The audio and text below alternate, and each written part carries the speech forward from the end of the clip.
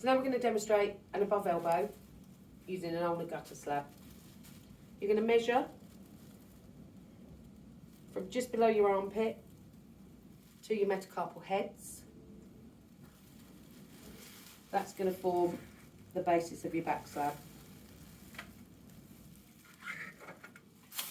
You're going to round off your edges. So this is for the top. Metacarpal head end, you're going to cut into like a little arrow.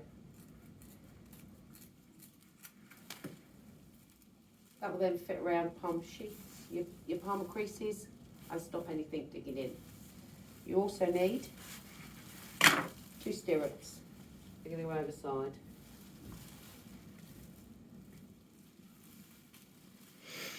Just by your stockinette.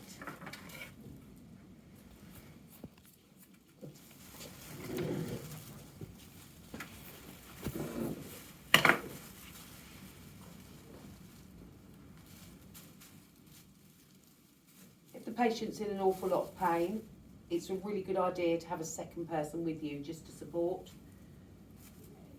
Also, there's plenty of gas and air in the department or Penthrox if needed. So please speak to the doctor or nurse practitioner, whoever's looking after the patient, or orthopaedics, and make sure that they have adequate pain relief prescribed and given.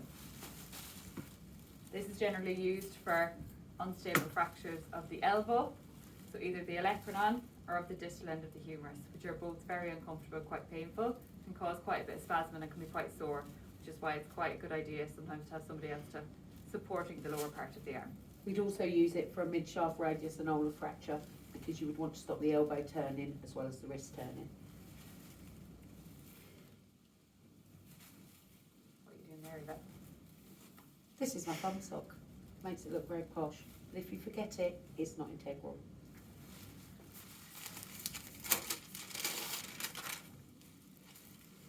So start your padding up towards the armpit, and again, 2 round the top, half over half.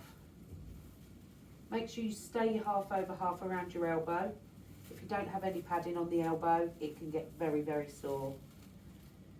Any bony prominence should be properly padded when going under a cast.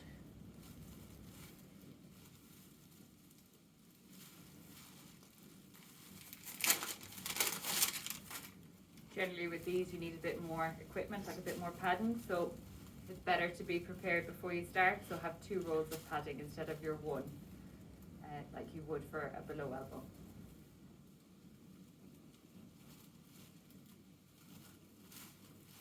Once you've applied your padding, take your cast. Remember your arrow end is going to your metacarpal head. The position you want the elbow to be in when the cast is finished, thumb pointing upwards, elbow in a good 90-degree angle, okay? Make sure you put palm it facing the patient. exactly. Make sure your pinny is on, if you can, because they are a slightly messy procedure. So there's your bulk of the cast running along the ulnar there.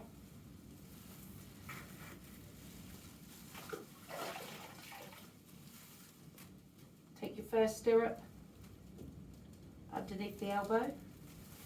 Do the same with the second on the other side.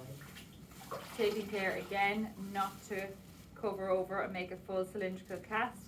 As you can see, Yvette has left a good gap the whole way along to allow for any swelling.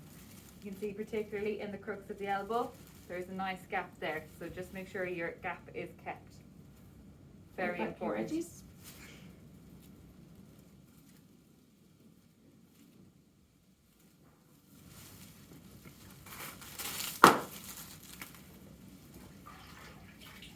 Again, make sure you wring all of the water out of your bandage. The reason that we wet it is because as it dries, it will constrict and it will hold your cast really, really firmly. Make sure you put a little bit of tension just on this upper arm because otherwise it will gape once you've done the cast. For the rest of the cast, you're just rolling your bandage round. If your plaster's moulded, you don't need to stretch your bandage to keep it in place. You want it firm and supportive, but not too tight.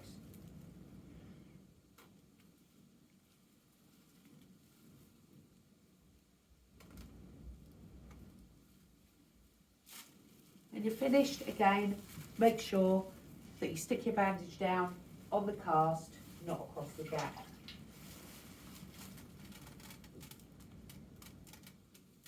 We don't ever wring out the plaster.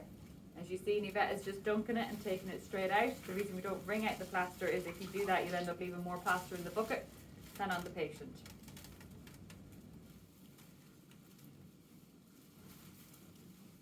Again, rest your patient on a pillow and wait for it to dry. You would always put an above elbow back slab into a sling, not into a collar and cuff, because the collar and cuff will push the plaster into the skin and could cause a pressure sore.